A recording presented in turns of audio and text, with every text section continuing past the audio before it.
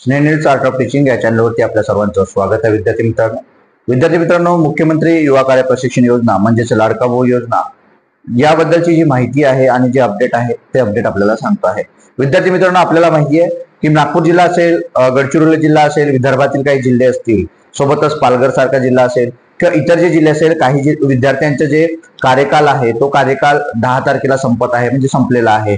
काही विद्यार्थ्यांना कार्यमुक्त करा असं काही लेटर आलेले आहे, तो विद्यार्थ्यांना पोहोचलेले आहेत. त्याच्या मागचं कारण काय, तर त्यांचा कार्यकाल संपलेला आहे. मग असे कोणते विद्यार्थी आहेत, तर कोणत्या आस्थापनेतले आहेत, तर जे शिक्षण विभाग आहे त्या आस्थापनेतील ते विद्यार्थी आहेत. काही पंचायत समिती आहे, पंचायत समितीमधले विद्यार्थ्यांचं त्या ठिकाणी ते पत्र आलेलं आहे. पण ज्या विद्यार्थ्यांना म्हणजे आता समजा की आस्थापना शिक्षण विभागाची आस्थापना आहे, त्या आस्थापनातील विद्यार्थ्यांना हे लेटर आले, तर त्यांना कार्यमुक्त करण्याचा असा आदेश जे गट शिक्षण अधिकारी आहेत त्यांच्या माध्यमातून ते पोहोचलेलं आहे. तर त्या विद्यार्थ्यांना मग आता रुजू कधी करून घ्यायचं आहे, आणि त्यापूर्वीच आपल्याला आधार अपडेट, आपलं व्हेरिफिकेशन जे प्रोफाईल आहे ते करणं गरजेचं आहे, असं सुद्धा एक मेसेज आलेला होता. आणि त्या माध्यमातून अजूनही आपल्याकडे 30 एप्रिलची लास्ट डेट आहे.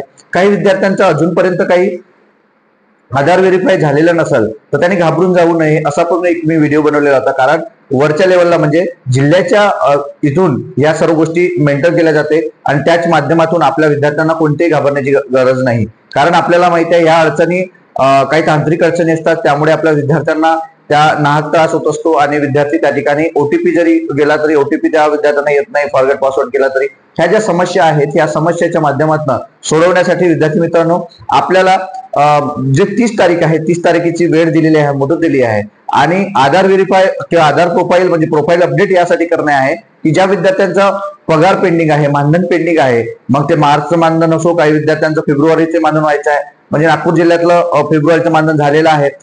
काही जे बुलढाणा जिल्हा आहे, इतर जिल्हे आहेत त्यांचे काही विद्यार्थ्यांचं पेंडिंग आहे. म्हणजे वेगवेगळ्या आस्थापनाचे वेगवेगळे प्रॉब्लेम्स आहेत, त्यामुळे या प्रोसेस व्हायलाच 15 दिवस लागतात. म्हणजे तुमची प्रेझेंटी पाठवल्यापासून बाकी सर्व गोष्टी. तर जे विद्यार्थी सध्या आता कार्यमुक्त केले जात आहे, तर त्या सर्व विद्यार्थ्यांना पुन्हा पुनर्नियुक्तीचं तर आपल्याला प्रतिज्ञापत्र लिहून द्यायचं आहे. पुन्हा त्या ठिकाणी जॉईनिंगसाठी आपल्याला अर्ज करायचा आहे. या सर्व ज्या गोष्टी आहेत त्या शिक्षण जे विभाग आहे या विभागाच्या विद्यार्थ्यांना मात्र वेळ आहे, कारण अजूनपर्यंत त्यांच्या अशा काही सूचना आलेल्या नाही. ज्या वेळेला त्यांच्या सूचना आहेत म्हणजे ज्या जिल्ह्यातील विद्यार्थी आता कार्यमुक्त होत आहे शिक्षण विभागातील त्या विद्यार्थ्यांच्या संदर्भाने बोलतोय. या महत्वाचा मुद्दा काय, तर या ज्या विद्यार्थी आहेत या विद्यार्थ्यांना, प्रशिक्षणार्थींना असं वाटायला नको की नाही आता पुढे काय. आपल्याला माहिती आहे आपला कार्यकाळ जो आहे 5 महिने वाढलेला आहे. मग 5 महिने वाढलेला जो कार्यकाळ आहे तो आपल्याला संधी मिळणार आहे त्या ठिकाणी.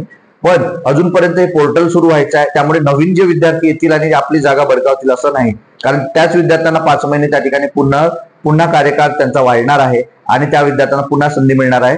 जर शाळा 2 महिने बंद असेल तर त्यानंतर जून जुलैमध्ये 1 जुलैपासून, जसं विदर्भातील शाळा 1 जुलैपासून म्हणजे 27 तारखेपासून 26 तारखेपासून सुरू होतात, जसं मराठवाड्यातील इतर ठिकाणच्या ज्या शाळा आहेत त्या 14 तारखेपासून, कोणत्या शाळा 16 तारखेपासून सुरू होत असतात. म्हणजे असं वेगवेगळ्या ठिकाणच्या शाळा ज्या वेळेला चालू होईल त्या वेळेला ही सर्व कारवाई केली जाईल आणि त्या विद्यार्थी त्या ठिकाणी जॉईन, अशी सूचना आपल्याला जे आयुक्तालय आहे म्हणजे कोणतं जिल्ह्याचे आयुक्तालय आहे त्याच्या माध्यमातून आपल्या सर्व विद्यार्थ्यांना मिळालेलं आहे.